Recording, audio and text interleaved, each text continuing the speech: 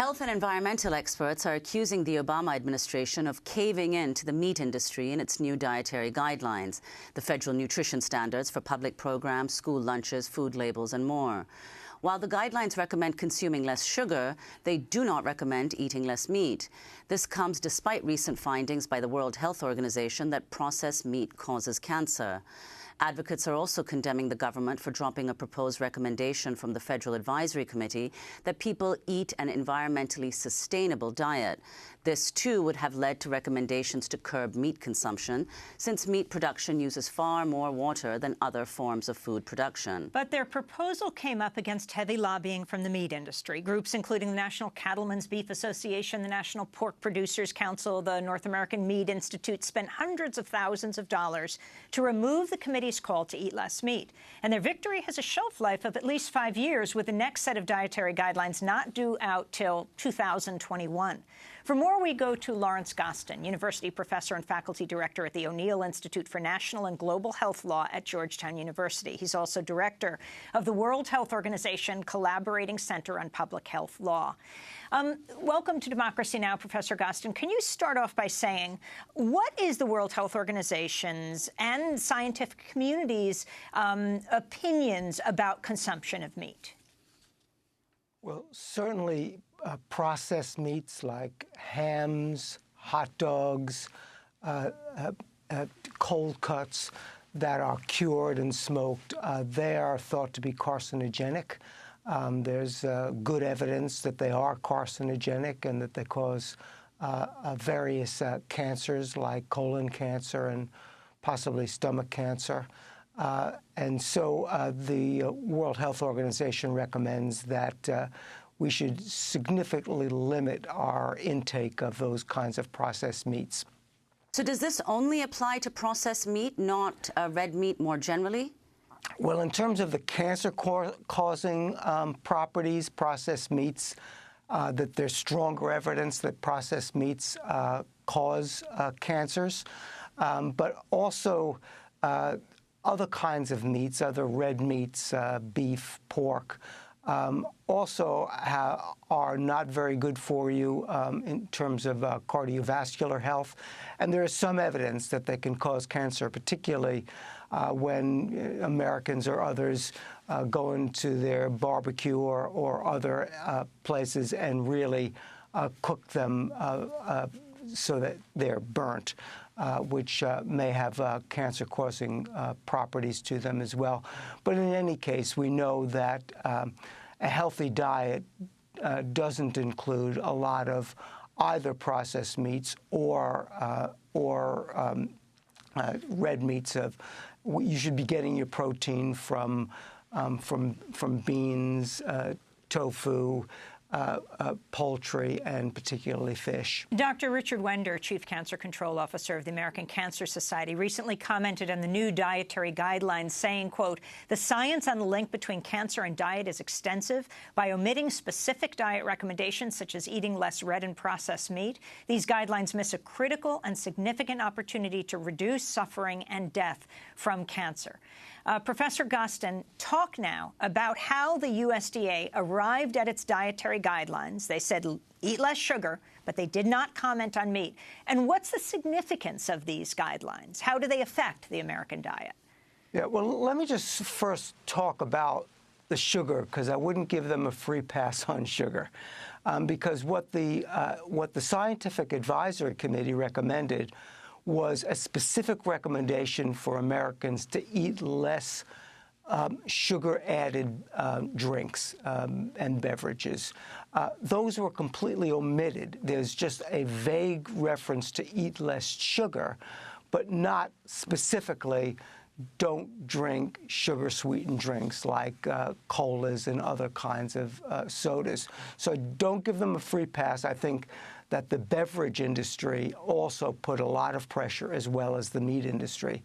But one certainly can see that that all of the science, the vast majority of nutritional scientists believe that red meat consumption should be significantly limited. The government's own dietary advisory panel recommended that those that recommendation appear in the final guidelines, and yet they were absent. And it was very clear why they were absent, because there was a lot of political pressure put by special interests, in this case the meat producers, that really just censored government recommendations. And that's very sad, because there's nothing more important than the health of Americans. So how powerful would you say these lobbying groups are, the meat industry and beverages, as you pointed out? And the beverage.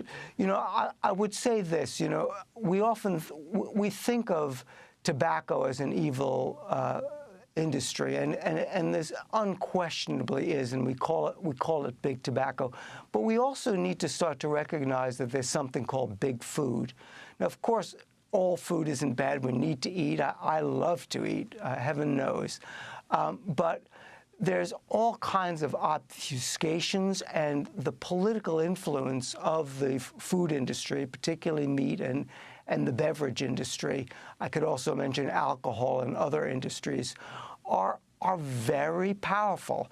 We tend to think of them as good guys, but they're not always good guys. And the diets that Americans eat, we think it's a pure choice, but the kinds of labeling, marketing, producing of unhealthy processed foods of a wide variety, and here we're talking about meat quite rightly, is very important. But if you go to a supermarket, or if you go to a cafeteria in the morning, you're going to see all kinds of sausages and bacons and people putting lots on their plate. That's really bad for them, and we ought to tell people that. Professor Gov't, can you talk about whether other countries advise their citizens differently on red meat consumption and the consumption of processed meats? You know, a lot of it depends upon whether or not the country has a strong industry in that area. So if you've got a country like the United States or Brazil or Argentina that have a large cattle and beef industry, you're going to see a lot more pressure put on than you do in other countries. So say, you know, the UK has some beef, but much less. And the European guidelines do recommend eating less red meat.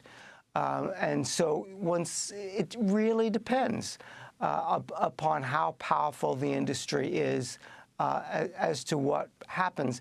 And you did ask me the question, you know, does it matter what the government recommends? Well, yes, it does. It gives the public the message, but it also influences school meals that we feed our children. These things are really important consequences for the future health of our nation, and we shouldn't take them lightly. The major purchases that are made by schools, for example. Finally, on the issue of the trade agreements, like the TPP, many are concerned that about the issue of meat labeling. Would the TPP, for example, get in the way of talking about origins, country origins of the meat you might be eating, Professor Gov't? Well, they might. You know, we don't have the details of the Trans-Pacific Partnership Agreement yet, but there are lots of concerns. There are concerns about tobacco, alcohol, food labeling, and certainly meat.